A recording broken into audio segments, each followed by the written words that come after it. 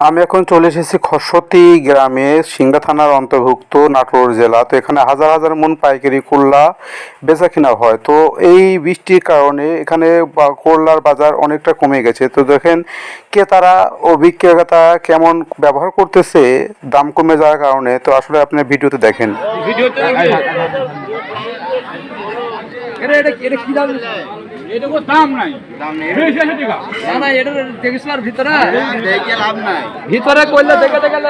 করলার দাম না থাকায় দেখেন কৃষকেরা বসে আছে মন খারাপ করে। তো আসলে এই করলার দাম থাকলে কিন্তু তাদের মনের ভিতর আনন্দ থাকতো। তো আসলে অনেক কষ্টে আছে তারা।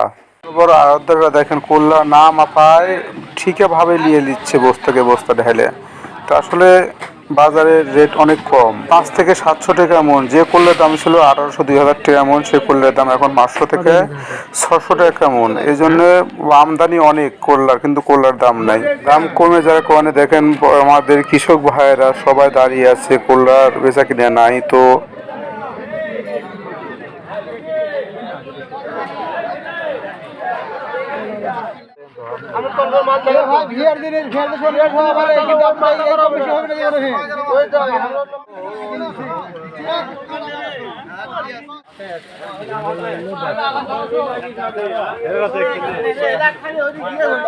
যদি আপনাদের কাছে এই ভিডিও ভালো লাগে থাকে তাহলে আপনারা লাইক আর কমেন্টে জানাবেন, সাথে শেয়ার করে দিবেন। ও নিত্য নতুন ভিডিও আপলোড দেওয়ার জন্য আমি চেষ্টা করব। আপনাদের দোয়া ও ভালোবাসা দিয়ে যাবেন, ইনশাল্লাহ সাথে থাকবো আপনাদের সাথে।